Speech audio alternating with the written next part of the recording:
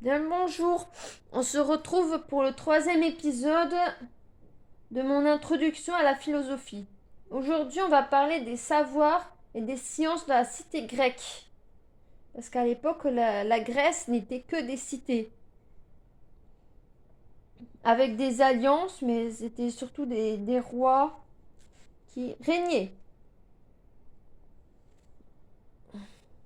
Comme on le voit dans Sophocle, avec Oedipe Roi ou Antigone, par exemple. Donc la pensée scientifique est née en Grèce vers les 4e et 5e siècle avant Jésus-Christ avec Thalès, Héraclite, Anaxagore et Némocrite, entre autres. La pensée d'Empédocle marque une orientation dans la conception d'une nature matérielle composée de 4 éléments: eau, terre, feu, air. Cela aura une influence sur la physique d'Aristote, sur les mathématiques de Pythagore. Zénon faisait des démonstrations mathématiques par l'absurde Camus consistant à prouver la vérité d'une proposition en démontrant la fausseté de son contraire. Les grandes écoles philosophiques du IVe siècle, Platon et Aristote, ont fourni les éléments épistémologiques de base qui vont orienter durablement le processus de formation des savoirs scientifiques. Platon est l'architecte à l'égard de l'ensemble des savoirs mathématiques mais conceptuels. Par contre, il est considéré comme un barrage pour la médecine. Aristote vise à créer une nouvelle science du vivant, comme en témoignent ses traités. Il a beaucoup écrit. Il faut considérer qu'on ne peut vraiment parler de science que si une série de conditions sont historiquement vérifiées. En premier, lorsque des domaines de connaissances et de compétences techniques franchissant le seuil de l'écriture et donnent lieu à l'établissement de textes proposés à la discussion publique et constituent une base pour un accroissement cumulatif des connaissances, créant l'embryon d'une bibliographie spécialisée. On parle déjà de bibliographie, c'est l'ensemble des textes utilisés dans l'étude d'un sujet. Par exemple, moi, je me suis surtout servi de ce livre-là pour préparer les vidéos qui vont suivre. Plus quelques éléments que j'aurais dénichés dans d'autres livres de philosophie ou autres.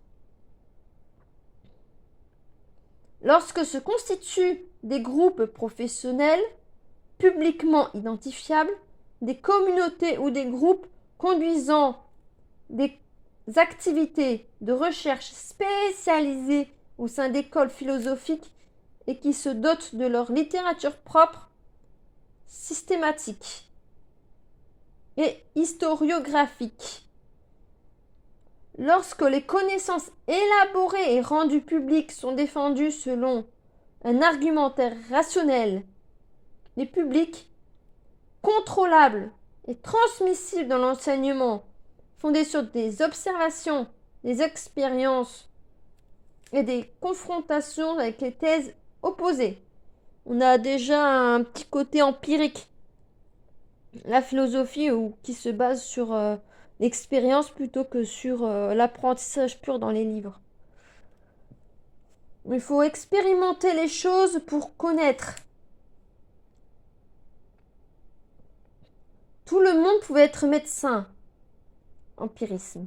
On étudiait la médecine par soi-même par la recherche, les tests, la lecture d'autres médecins. C'est de l'empirisme pur là.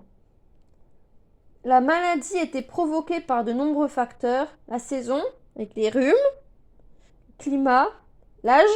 Quand on est âgé, on a plus de problèmes de santé. Le type d'alimentation. Si on mange trop gras, trop sucré, trop alcoolisé, trop de sel, on a certains problèmes de santé. N'oubliez pas de bouger votre corps et le mode de vie du patient.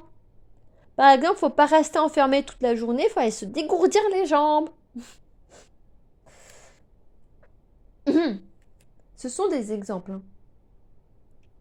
Avec la dissection de cadavres humains, bon appétit, et la vivisection des corps des criminels condamnés à mort, je préfère boire la ciguë que de me faire découper vivante. On est parvenu à des découvertes comme le système nerveux central avec ses 2 sous-systèmes sensoriels et moteurs qui relient au cerveau, les organes des sens et le système des tendons et des muscles. La différence entre les artères et les veines, les relations entre chaque système et les différents ventricules du cœur, la pulsation et son importance pour opérer un diagnostic, la fabrication d'instruments pour mesurer la température du corps. C'est Socrate après son procès parce qu'il avait dérangé les citoyens d'Athènes qui a dû boire de la ciguë lors de sa condamnation à mort. Alors que ses sympathisants lui avaient proposé de fuir, mais par question de justice et d'éthique, Socrate a choisi d'accepter de mourir. Après, il était âgé, mais bon. Voilà. Des petits éléments d'information complémentaires. À partir du IIIe siècle se constituaient des écoles ou des sectes avec le courant des dogmatiques. Les symptômes visibles s'expliquaient par des causes invisibles révélées par l'anatomie. Les soins devaient concerner les causes et non les symptômes. Pourquoi vous avez une gastro? Qu'est-ce que vous avez fait pour avoir une gastro? Bon, on va aller voir à la cause ce qui a pu causer ceci. L'anatomie et la physiologie faisaient partie du programme. Ensuite, on a le courant des empiristes. La pratique devait s'appuyer que sur l'expérience sans courir ni à l'explication par les causes ni à l'étude anatomique. Voilà.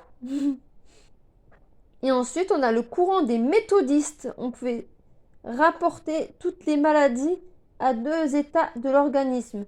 L'état de constipation ou l'état de relâchement ou de fluidité. Le médecin Galien consacra sa production scientifique à transformer les savoirs de la médecine en un seul système, homogène, cohérent, unifié, basé sur la raison et l'expérience. Eudoxe, lui, s'est concentré sur les mouvements des planètes. Voilà, j'espère que ça a été assez fluide pour vous. Si je regarde en bas, c'est parce que j'ai mes notes. Je n'ai pas appris tout ça par cœur. Ça serait un petit peu lourd à tout apprendre. Et je ne suis pas prof de philo non plus. Je suis juste une passionnée de philo. Mais j'ai encore beaucoup à lire et à explorer. Tout un programme. Si vous avez des éléments à rajouter, c'est en commentaire. Si ça vous a plu, si vous avez des conseils, des suggestions, commentaires. N'oubliez pas de liker, de commenter, de vous abonner et de partager si mon contenu vous plaît. Je vous remercie de votre attention et je vous dis à une prochaine vidéo. À bientôt!